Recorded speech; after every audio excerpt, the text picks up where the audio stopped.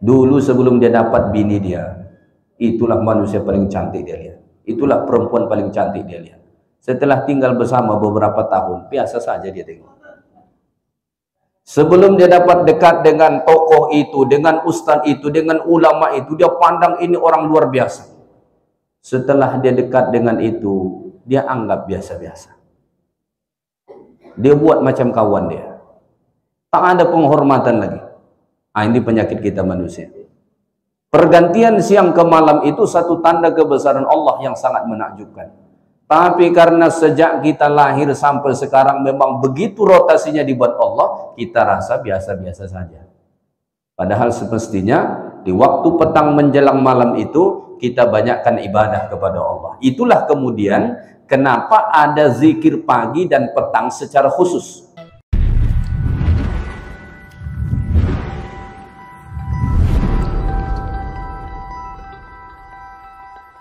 Pertama-tama nama ini, surah ini diberi nama dengan surah Al-Lail. Al-Lail artinya adalah malam, karena Allah Ta'ala mengawali surah ini dengan sumpahnya Al-Lail. Wal-Laili idza yaghsha. Maka kemudian dijadikanlah nama surah ini dengan surah Al-Lail. Wa hiya makkiyatun fi qaulil jumhur. Surah ini merupakan surah Makkiyah menurut jumhurul ulama. Artinya sebelum Nabi SAW hijrah ke Madinah, surah ini telah diturunkan kepada Nabi kita alaihi salatu wassalam. Walaupun di dalam Al-Quran kita melihat bahwa surah Al-Lail ini adalah surah yang ke-92, namun jika ditinjau dari tertib penurunan surah ini ke Nabi, maka menurut Al-Imam Tahir Ibnu Ashur rahimahullah dalam Tahrir wa Tanwir beliau mengatakan bahwa surah ini adalah surah yang ke-9 diturunkan kepada Nabi alaihi salatu wasalam dari 114 surah dan dari 86 lebih kurang surah Makkiyah. Ini adalah surah yang ke-9 diturunkan ke Nabi. Nazalat ba'da suratil A'la wa qabla surati Al-Fajr. Surah ini diturunkan ke Nabi setelah surah Al-A'la, Sabbihisma rabbikal a'la, dan sebelum surah Al-Fajr, wal fajri wa layalin 'ashr sampai seterusnya. Baik, Allah Subhanahu wa taala berfirman, A'udzu billahi minasy syaithanir rajim. Wal laili idza yaghsha wan nahari idza tajalla وَمَا خَلَقَ الذَّكَرَ وَالْأُنْثَى إِنَّ سَعْيَكُمْ لَشَتَّى فَأَمَّا مَنْ أَعْطَى وَاتَّقَى وَصَدَّقَ بِالْحُسْنَى فَسَنُيَسِّرُهُ لِلْيُسْرَى وَأَمَّا مَنْ بَخِلَ وَاسْتَغْنَى وَكَذَّبَ بِالْحُسْنَى فَسَنُيَسِّرُهُ لِلْعُسْرَى. Sadaqallah sampai ayat 10 saja ya. Baik, Allah Ta'ala berfirman pada ayat yang pertama, wal laili idza yaghsha, demi waktu malam jika ia menutupi. Pertama-tama surah ini diawali Allah Ta'ala dengan sumpah. Seperti yang sudah pernah saya sampaikan, ketika Allah mengawali satu surah dengan sumpah, ada hal penting yang hendak Allah sampaikan setelah sumpah itu. Sama halnya seperti kita tidak mungkin bersumpah kecuali dalam hal-hal yang penting. Dalam urusan-urusan yang sepele kita tidak akan bersumpah. Dan Allah Ta'ala melarang kita bermudah-mudah dalam bersumpah. Dalam ayat ini Allah Ta'ala bersumpah demi Al-Lail, demi waktu malam yang sekarang kita sedang berada pada waktu itu. Al-Lail, waktu malam, merupakan salah satu tanda kebesaran Allah Subhanahu wa Ta'ala. Maka Allah Ta'ala mengatakan di dalam Al-Quran, dalam surah Al-Qasas, Qul ara'aytum in ja'alallahu alaikumul layla sarmadan ila yaumil qiyamah man ilahun ghairullahi ya'tikum bidya. Pada ayat berikutnya kemudian Allah mengatakan, Qul ara'aytum in ja'alallahu alaikumun nahara sarmadan ila yaumil qiyamah man ilahun ghairullah ya'tikum bilail. Seandainya Allah menjadikan siang sepanjang masa, siapa kira-kira yang bisa mendatangkan waktu malam ini? Tadi terang benderang, tak perlu kita lampu. Mobil kita off-kan semua lampunya, karena terang benderang. Tapi lalu kemudian beberapa saat yang lalu, wajah alam yang terang benderang ini berubah menjadi gelap. Sesuatu yang tampak kita waktu siang tadi menjadi tak tampak sekarang. Maka ini tanda kebesaran Allah Subhanahu wa ta'ala. Maka Allah mengatakan di dalam Al-Quran, inna fi khalqis samawati wal ard wa ikhtilafil laili wan nahar la ayatin li ulil albab. Sesungguhnya dalam penciptaan langit dan bumi, pergantian siang dan malam, itu merupakan tanda kebesaran Allah bagi orang-orang yang mempunyai hati, akal, fikiran. Tetapi banyak manusia kemudian tidak merasakan kebesaran itu. Kenapa? Inilah penyakit manusia. Manusia ini cenderung kalau sudah terbiasa dengan sesuatu, dia rasa biasa-biasa saja. Dulu sebelum dia dapat bini dia, itulah manusia paling cantik dia lihat. Itulah perempuan paling cantik dia lihat. Setelah tinggal bersama beberapa tahun, biasa saja dia tengok. Sebelum dia dapat dekat dengan tokoh itu, dengan ustaz itu, dengan ulama itu, dia pandang ini orang luar biasa. Setelah dia dekat dengan itu, dia anggap biasa-biasa.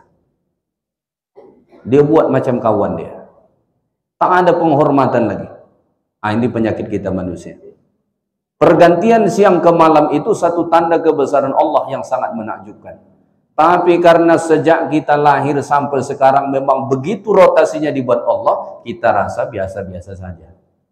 Padahal semestinya di waktu petang menjelang malam itu kita banyakkan ibadah kepada Allah. Itulah kemudian kenapa ada zikir pagi dan petang secara khusus.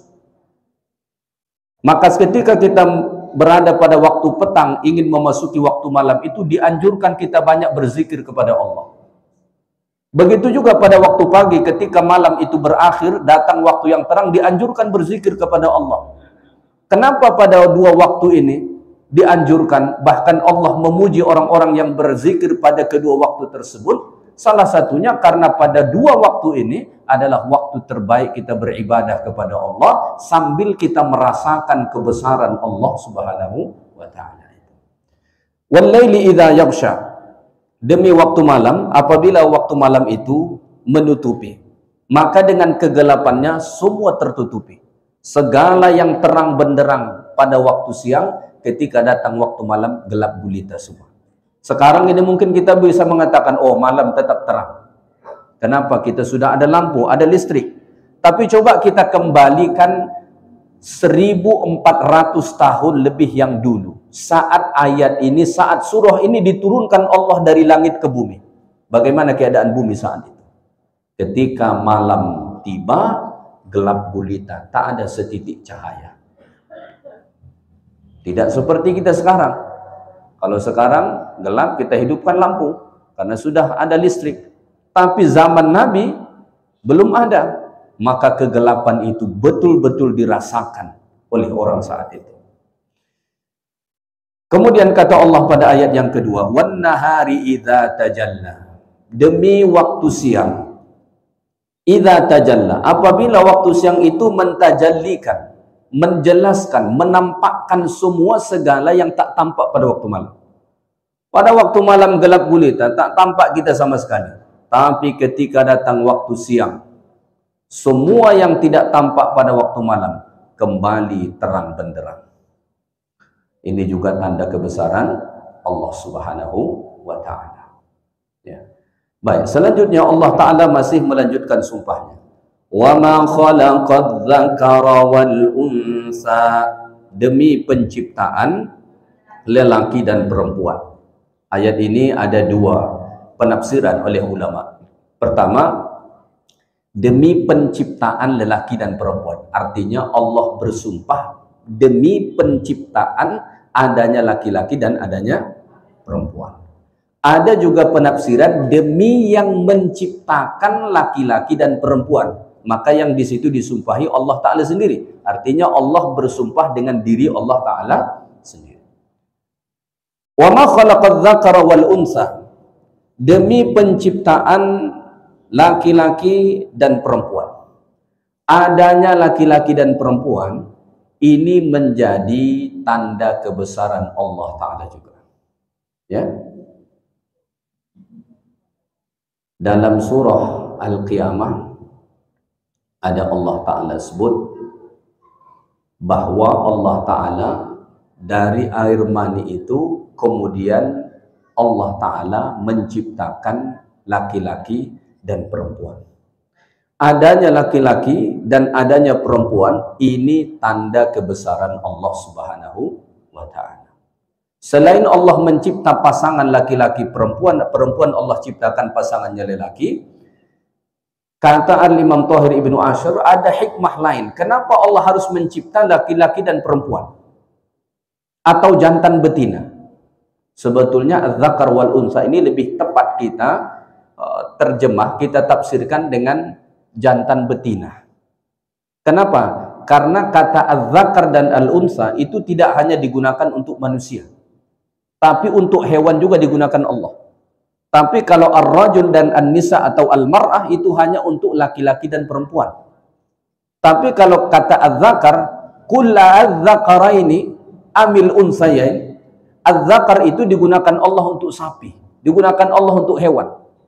Maka sapi jantan itu disebut juga az-zakar. Sapi betina itu disebut dengan al-unsa. Tapi tidak dikatakan ya sebagai ar-rajul ataupun an-nisa atau al-mar'ah. Allah Ta'ala mencipta ada lelaki, ada perempuan, ada jantan, ada betina. Salah satu hikmahnya, kata para ulama adalah bagaimana Allah dengan penciptaannya itu menjaga keberlangsungan manusia bahkan hewan. Coba bayangkan kalau cuma jantan saja. Macam mana kita mau bertumbuh? Atau betina saja? Susah. Takkan jadi seperti Maryam semua kan? Ya. Makanya kemudian aneh ketika ada golongan mau kawin dengan laki-laki. Kambing saja tak mau dengan kambing jantan. Dia pula minat dengan lelaki. Atau perempuan minat dengan perempuan. Nauzubillahi min dzalik. Ya, ayam betina tak pernah dia berminat dengan ayam betina. Tapi ada manusia yang mau dengan itu. Makanya tidak heran kalau Allah mengatakan ada level manusia yang lebih parah dari hewan. Walaqad dzara'na li jahannama katsiran minal jinni wal ins. Sampai seterusnya kata Allah, ulaika kal an'am bal hum adall. Manusia yang masuk neraka itu levelnya seperti hewan ternak, bahkan lebih parah. Ya. Selain karena mereka tidak memfungsikan pendengarannya, penglihatannya, hatinya, dalam kenyataan kehidupan sosial sekarang memang ada yang lebih parah dari hewan. Laki-laki sukanya sama laki-laki, perempuan sukanya sama perempuan. Dan ayat Allah Ta'ala ini juga menjelaskan kepada kita bahwa lelaki dan perempuan itu tak sama. Kita sering mendengar ungkapan orang, laki-laki perempuan sama saja bagi saya. Ya, pernah kita mendengar kata-kata seperti itu kan? Bagi saya laki-laki dan perempuan sama saja. Salah itu. Laki-laki perempuannya beda. Maka orang yang berusaha menyamakan laki-laki dan perempuan, dia telah menentang sesuatu, ingin menyamakan sesuatu yang beda. Maka Al-Quran mengatakan walaysa dzakaru kal unsa. Laki-laki itu tidak seperti perempuan. Jangan kau samakan dia. Ya, memang berbeda. Secara anatomi penciptaannya, biologinya itu berbeda di buat Allah. Perasaannya berbeda, maka ketentuan hukum terhadap laki-laki perempuan juga beda. Ada orang perbedaan biologi itu tidak apa-apa bagi dia, tapi jangan sampai berefek ke perbedaan hukum kan. Makanya dia protes besar ketika pembagian waris lebih banyak kepada anak laki-laki ketimbang anak perempuan. Oh, tidak adil itu kan. Kenapa? Bayangan dia adil itu harus 50-50, 50-50. Kau dapat 50, ini dapat 50 baru adil. Islam memandang keadilan itu tidak begitu. Ya, Islam memandang keadilan tidak begitu. Sesungguhnya kita pun demikian. Kita punya anak, satu anak kuliah, satu anak SD. Apakah kita kasih uang sama untuk mereka saat dia mau pergi sekolah? Yang anak kuliah kita kasih sehari 50.000. Apa yang anak SD kita kasih 50.000 juga? Rasanya enggak kan?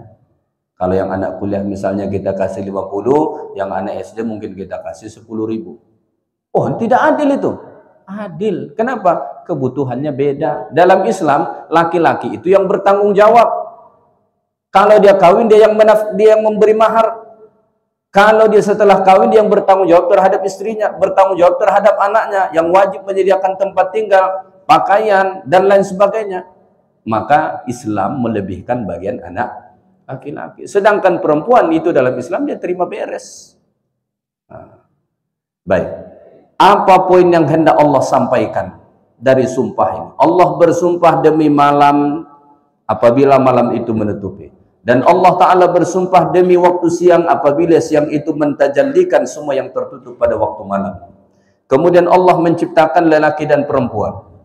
Apa poin yang hendak Allah sampaikan? Poin yang hendak Allah Ta'ala sampaikan itu pada ayat 4. Ini jawab sumpah itu. Ini poin yang hendak Allah sampaikan. Inna sa'yakum lasyatta. Sesungguhnya amal-amal kamu, usaha kamu, lasyatta, benar-benar berbeda-beda. Ya. Amal-amal manusia ini beda-beda. Ada yang taat, ada yang maksiat. Ada yang beriman, ada yang kafir.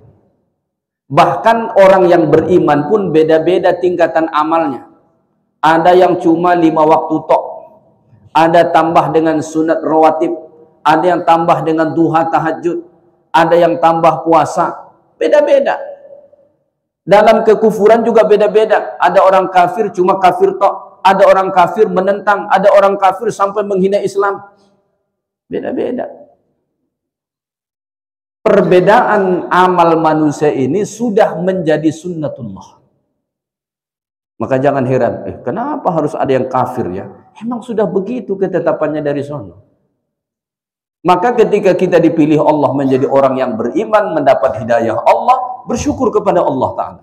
Sesungguhnya tidak ada nikmat yang paling besar dalam hidup kita selain hidayah yang Allah Ta'ala beri kepada kita, sehingga kita menjadi seorang muslim. Itu nikmat paling besar. Ya, sudah dari sononya memang ada orang mukmin, ada orang kafir, ada orang taat, ada orang maksiat. Itulah hubung kait dengan sumpah tadi.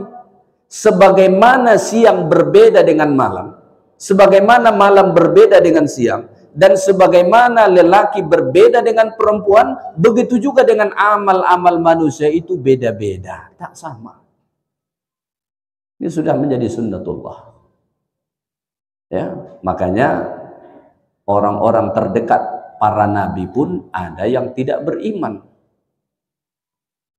Nabi SAW misalnya, paman yang begitu Nabi sayang, tak beriman sampai akhir hayatnya. Nabi Lut SAW, istrinya tak beriman sampai akhir hayatnya.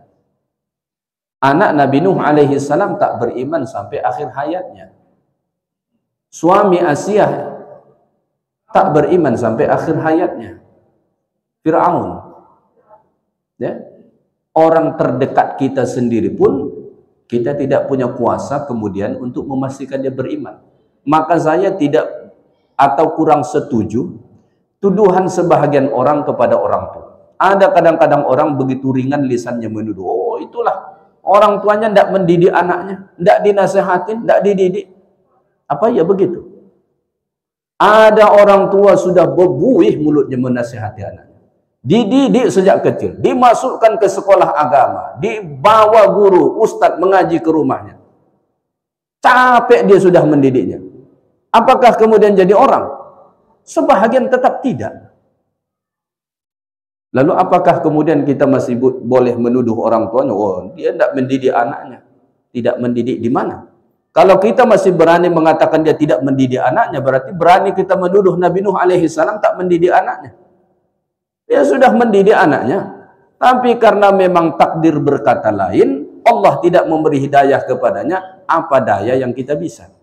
Tak bisa. Nah, ya, jadi inna sa'yakum lasyatta. Sesungguhnya amal-amal kita ini berbeda-beda. Ya, bukan hanya antara mukmin dengan kafir, bahkan kita orang beriman pun amalnya beda-beda. Ya, dalam kalangan orang beriman pun amalnya beda-beda. Begitu juga dengan orang kafir, amalnya juga beda-beda. Sebagaimana tadi malam dan siang itu berbeda, lelaki dan perempuan itu berbeda, begitu juga dengan amal-amal manusia. Baik.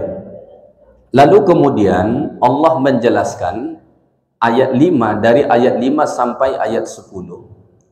Apa usaha yang bisa kita lakukan supaya Allah mudahkan kita melakukan amal kebaikan, atau apa amal-amal yang kemudian memicu kita dimudahkan untuk melakukan keburukan. Jadi ternyata setiap amal kita itu berefek ke amal berikutnya. Ya. Amal yang kita lakukan sekarang itu berefek ke amal kita nanti. Maka gambaran amal kita nanti, lihat saja apa yang kita perbuat sekarang. Jika sekarang kita melakukan kebaikan, insya Allah nanti kita akan melakukan kebaikan. Sebaliknya, jika kita melakukan keburukan sekarang, kemungkinan besar itu nanti juga akan melakukan keburukan. Ya, maka Allah menjelaskan apa kemudian amal-amal yang bisa memudahkan kita untuk melakukan amal kebaikan. Allah berfirman, فَأَمَّا مَنْ أَعْطَى وَاتَّقَى وَصَدَّقَ بِالْحُسْنَى فَسَنُيَسِّرُهُ لِلْيُسْرَى. فَأَمَّا مَنْ أَعْطَى. Adapun orang yang suka memberi. Suka memberi. Amalan pertama supaya Allah mudahkan kita nanti melakukan amal kebaikan, suka memberi. A'ta, dia memberi. Apa yang diberi itu dalam ayat ini Allah tidak sebut. Objeknya tak disebut Allah. Dalam kaidah tafsir, sesuatu yang tidak disebutkan objeknya itu menunjukkan umum. Kalau ada satu fi'il kemudian maf'ulnya tak disebutkan, itu menunjukkan maf'ulnya bersifat umum. Di sini Allah tidak menyebutkan apa maf'ulnya, apa yang diberi itu. Maka ini menunjukkan bahwa memberikan apa saja yang diperintahkan Allah. Apa misalnya? Misalnya ada yang diperintahkan Allah kita untuk memberi minal ibadatil maliyah, dari amal-amal harta. Kazzakat, seperti zakat. Ya, diperintahkan Allah kita untuk memberi zakat. Zakat itu sifatnya wajib. Ya. Apalagi misalnya pemberian dalam bentuk harta yang diperintahkan kafarat. Kafarah. Ya. Ada kafarah seperti kafarah sumpah. Ya, kafarah zihar dan lain sebagainya. Itu memberi dalam bentuk harta juga. Ataupun dalam bentuk nafkah, nafaqat. Kita diperintahkan Allah, terutama laki-laki, memberi nafkah kepada istri kita, anak-anak kita, orang tua kita. Ya.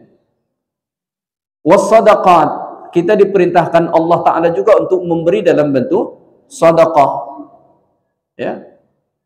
Bahkan kita diperintahkan Allah Ta'ala untuk memberi dalam bentuk yang lain. Tidak selalu dalam bentuk harta benda, tapi memberi dalam bentuk yang lain. Seperti kita memberi waktu, memberi tenaga untuk kebaikan.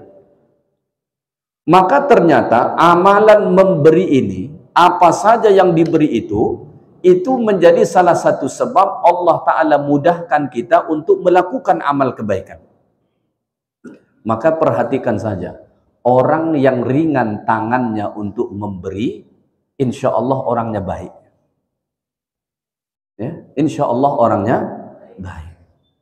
Kenapa? Karena ini salah satu amalan yang menyebabkan seseorang dimudahkan Allah untuk kemudian melakukan kebaikan. Jadi kita bisa melakukan kebaikan karena dimudahkan Allah, bukan karena kita hebat, bukan karena kita kuat, justru karena dimudahkan Allah Ta'ala.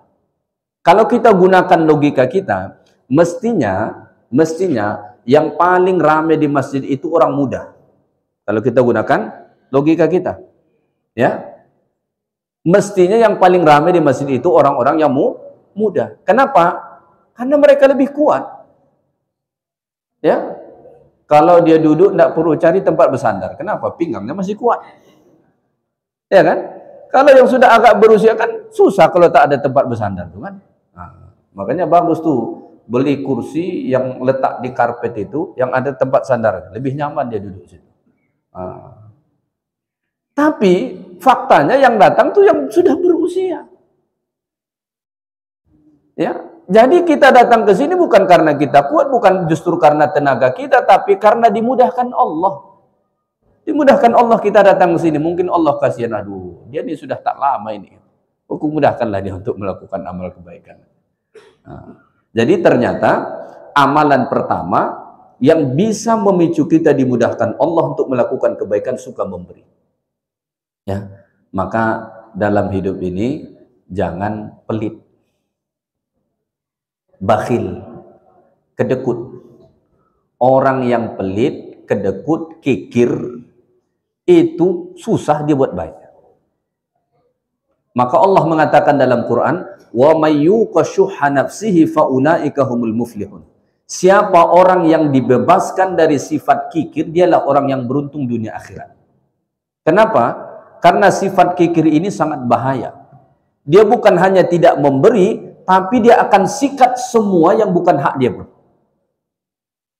Ya, orientasi orang pelit mengumpulkan harta sebanyak-banyaknya, sehingga dia tidak peduli mau halal mau haram itu hak orang atau bukan haknya, tidak peduli dia sikat habis semua. Setelah dia kumpulkan, tidak mau dia mengeluarkan sedikit pun. Nah, itu orang pelit. Makanya bahaya. Memberi itu tidak membuat kita rugi. Justru itu menguntungkan kita di dunia dan di akhirat. Ya. Salah satu keuntungan duniawi yang diperoleh dengan memberi tadi, dimudahkan Allah kita di dunia ini untuk melakukan amal-amal kebaikan. Selain ada fadilat-fadilat yang lain. Banyak sekali fadilah-fadilah yang lain, tapi salah satu daripadanya adalah Allah mudahkan kita untuk melakukan amal-amal kebaikan. Itu yang pertama. Yang kedua, wattaqa, bertakwa. Takwa itu apa? Takwa itu kata ulama sama akar katanya dengan wiqayah. Wiqayah itu artinya benteng pelindung. Jadi bertakwa itu artinya membuat benteng pelindung terhadap diri kita dari azab Allah. Itu takwa. Apa kemudian yang bisa membangun benteng itu supaya kita terhindar dari azab Allah Ta'ala? Amalannya adalah tinggalkan hal-hal yang diharamkan Allah. Tinggalkan hal-hal yang dilarang Allah Subhanahu wa Ta'ala. Maka amalan yang kedua, supaya kemudian kita dimudahkan Allah melakukan amal-amal kebaikan tadi, adalah bertakwalah kepada Allah dengan makna tinggalkan segala macam yang dilarang, yang diharamkan oleh Allah Subhanahu wa Ta'ala. Jadi kita ini Bapak Ibu sekalian, mendapat pahala bukan cuma saat kita melakukan kebaikan. Tapi ketika kita meninggalkan sesuatu yang buruk pun karena Allah, kita dapat pahala. Jadi kita dapat pahala bukan hanya saat kita berbuat, bahkan ketika kita meninggalkan suatu perbuatan pun kita dapat pahala. Perbuatan buruk. Ya, sekarang ini kita larinya ke masjid, alhamdulillah. Kita tidak pergi ke tempat yang ada unsur-unsur yang haram di situ. Tanpa kita sadari, dengan tidak perginya kita ke situ, kita dapat pahala. Kita dapat pahala. Karena meninggalkan sesuatu, sebagaimana kita mendapat pahala melakukan kebaikan, begitu juga kita dapat pahala karena meninggalkan keburukan. Artinya orang beriman ketika dia berbuat kebaikan dia dapat pahala, ketika meninggalkan keburukan juga dapat pahala. Maka ketika kita bersungguh-sungguh meninggalkan hal-hal yang diharamkan Allah, maka Allah akan mudahkan kita untuk melakukan amal-amal kebaikan. Ringan. Karena hakikatnya yang membuat kita berat melakukan amal kebaikan itu dosa. Kenapa kaki itu rasanya berat sekali untuk melangkah ke masjid? Apakah karena jauhnya? Tidak. Motor ada, mobil ada, jalan bagus, terang lagi. Zaman Nabi, itu ada sahabat Nabi yang bernama Abdullah bin Ummi Maktum. Pasti Bapak Ibu pernah mendengar nama sahabat ini ya. Abdullah bin Ummi Maktum ini salah seorang muadzin Nabi, tukang azan Nabi. Zaman Nabi, azan di subuh itu 2 kali. Satu azan sebelum masuk waktu subuh, untuk membangunkan orang, sahur, ataupun qiyamul lail. Setelah itu baru azan subuh. Abdullah bin Ummi Maktum ini salah seorang yang azan pada waktu subuh itu, selain Bilal bin Rabah. Ini sahabat Nabi yang buta. Sahabat Nabi yang buta. Seorang sahabat Nabi yang mulia, yang buta, sampai Allah pernah mencela Nabi gara-gara Abdullah bin Ummi Maktum. Abasa wa tawalla an ja'ahul a'ma. Allah turunkan surah itu gara-gara Abdullah bin Ummi Maktum. Nabi sedang bersama tokoh-tokoh musyrikin, lalu kemudian Abdullah bin Ummi Maktum datang bertanya kepada Nabi, ya Rasulullah, tolong sampaikan kepadaku apa yang barusan diturunkan Allah kepadamu. Karena Nabi lagi ngobrol dengan tokoh-tokoh musyrikin, sedang fokus sama mereka, lalu Nabi saat itu menampakkan wajah yang agak masam. Langsung Allah turunkan ayat, Abasa wa tawalla, engkau bermuka masam dan berpaling, an ja'ahul a'ma, karena datangnya seorang yang buta. Sampai disebut dalam riwayat, setiap kali ketemu Nabi dengan Abdullah bin Ummi Maktum, Nabi mengatakan kepada dia, marhaban biman atabani rabbi. Ya. Marhaban, selamat datang wahai orang yang Allah mencelaku gara-gara kamu. Itu Abdullah bin Ummi Maktum. Dia ini buta. Suatu hari dia meminta keringanan kepada Nabi, ya Rasulullah, saya ini kan buta, tidak bisa saya ke masjid. Laisa li qa'idun yaquduni ilal masjid, tak ada yang membimbing saya ke masjid. Pertama Nabi beri keringanan, oke, tidak apa-apa, kamu sholat di rumah. Lalu kemudian Nabi tanya, atasma'un nida, apakah kamu dengar suruhan azan? Dia bilang, saya dengar wahai Rasulullah. Kalau begitu datangin, perkenankan panggilan itu, datang ke masjid. Maka anjuran menjawab azan itu bukan semata-mata Allahu Akbar, jawab Allahu Akbar. Hayya 'alas shalah dijawab dengan la haula wala quwata illa billah. Hakikat menjawab azan itu juga bukan cuma lisan, tapi bergerak melangkah ke masjid. Itulah menjawab salam yang sesungguhnya. Apalah guna azan kita jawab tapi kita tetap ngopi di warung kopi. Allahu Akbar, Allahu Akbar, Allahu Akbar, Allahu Akbar. Dia ambil kopi itu tetap menyantai, dia minum situ. Hayya 'alas shalah, dia tarik rokok tetap dia. La haula wala quwata illa billah.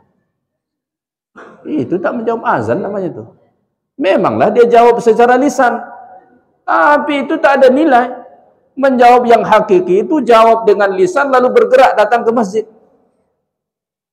Karena itu panggilan, sama kita manggil anak kita, hei nak, ya kita suruh nih mau ngerjain sesuatu, kita panggil, coba jawab saja, tidak datang, kira-kira apa kita bilang?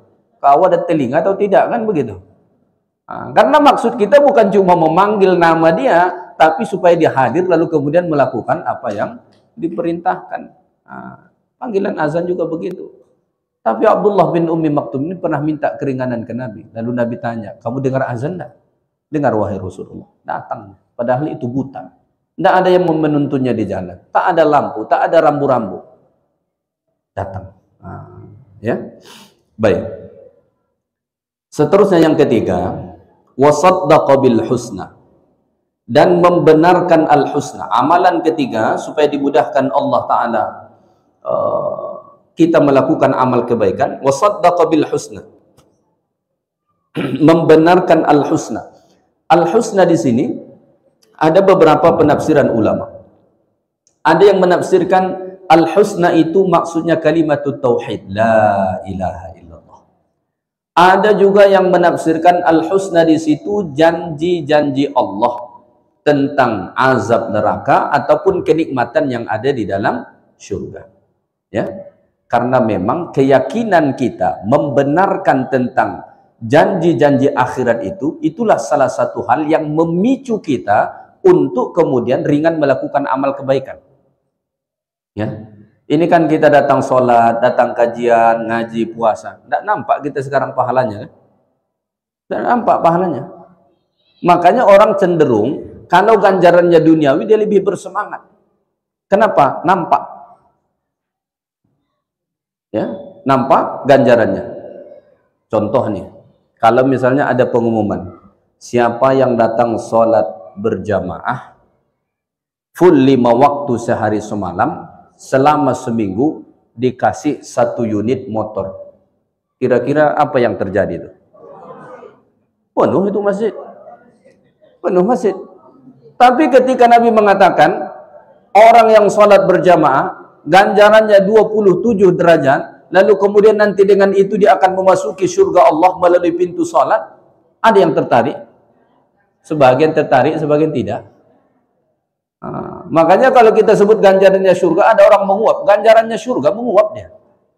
Tapi kalau kita sebut hadiahnya 100 juta, oh jeling langsung mata dia. 100 juta. Jadi sebetulnya banyak kita ini tampaknya amal akhirat, tapi yang dia kejar dunia. Itu paling menipu. Ya.